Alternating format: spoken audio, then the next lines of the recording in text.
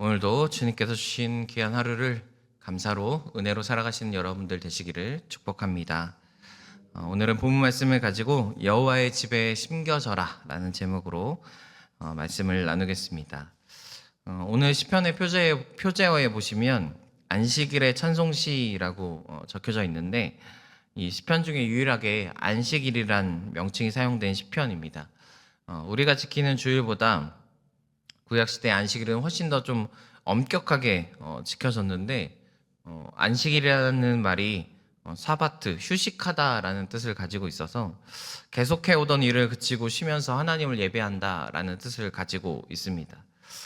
오늘 본문의 배경은 바벨론 포로로부터 돌아와서 안식일을 다시 지키면서 사용된 찬양시로 보여집니다. 앞서 말씀드렸지만 1절부터 3절까지 이제 한글 성경에 보면 묶여 있는데, 원래 원문에는 잘 나눠져 있습니다. 근데 서술 구문으로 끝나질 않아요. 그러니까 약간 영어식으로 되어 있어서, 예를 들면 1절 말씀에 이제 여호와께 감사하며 주의 인자하심을 알리며 주의 성실하심을 베품이 좋으나이다 이렇게 되어 있는데, 1절만 이렇게 서술어로 끝나고 뒤에 이제 어떤 꾸며주는 구문들이 나와서 해석의 과정에서 묶여지게 되었습니다.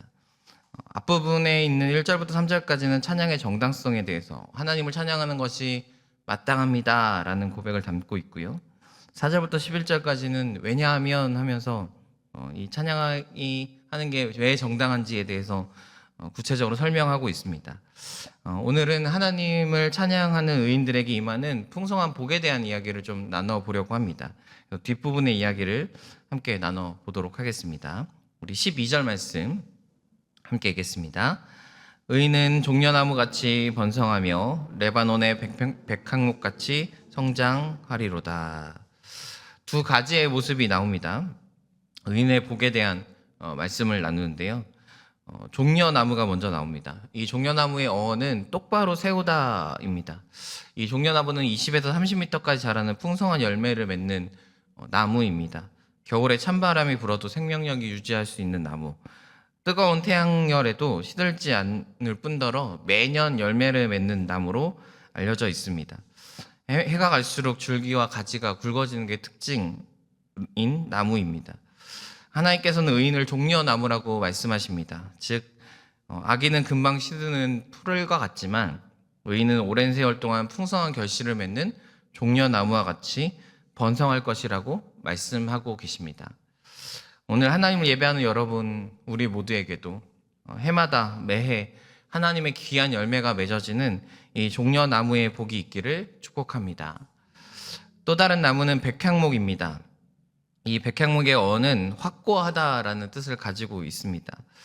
뿌리가 그만큼 견고한 나무입니다. 기록에 의하면 이 백향목은 1000년 이상 살 수 있는 나무라고 합니다. 곤충과 병충해에도 저항력이 강하고 또한 휘어지지 않는 아주 견고한 나무로 알려져 있습니다. 그래서 백향목 하면 제일 먼저 떠오르는 게 사실은 성막을 지을 때 사용된 나무이거든요.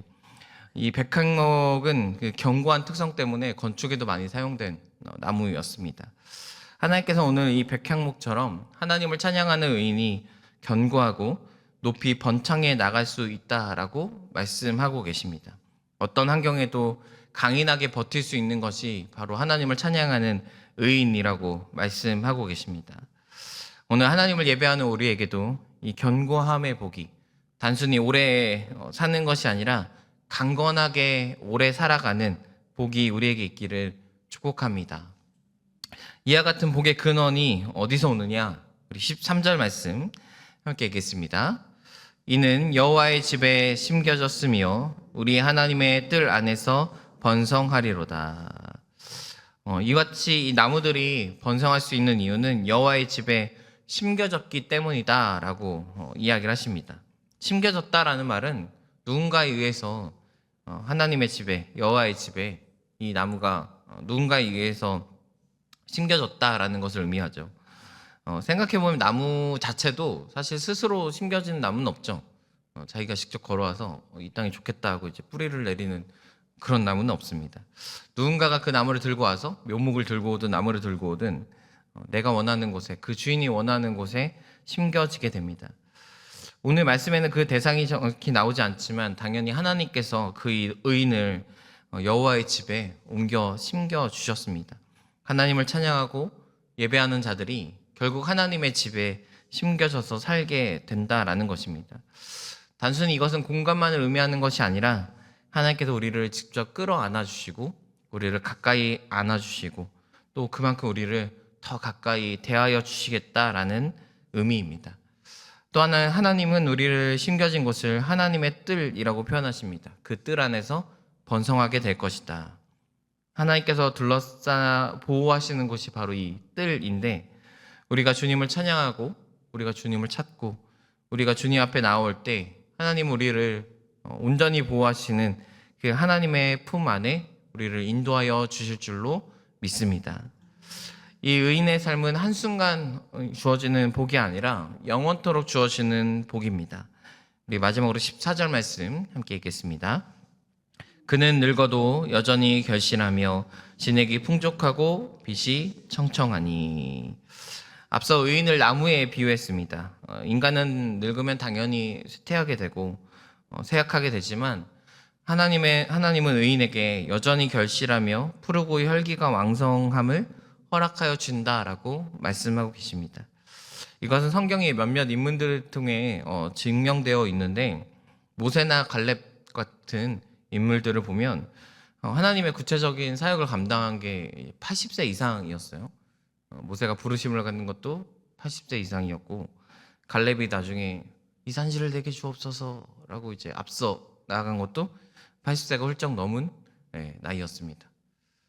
이 자리에 계신 80세 이하의 성도님들,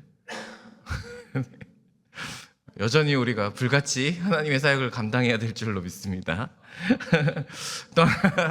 또한 하나님께서 우리에게 힘을 주신다면 나이가 문제가 아니라 언제든 주님 앞에 쓰임받는 귀한 의인이 되어 주실 줄로 믿습니다. 우리가 주님을 찬양하는 삶을 살 때, 우리가 주님을 예배하는 삶을 살 때 하나님은 우리의 영을 채우실 뿐만 아니라 우리의 육까지도 강건하게 하시는 우리의 하나님이신 줄로 믿습니다. 우리가 영원토록 주님을 찬양하고 예배하는 삶을 살아서 과학의 발전으로, 의인의 발전으로 강건하게 살기를 바라는 것이 아니라 주님으로 말미암아 강건하게 사는 의인의 복이 우리에게 있기를 축복합니다. 기도하겠습니다.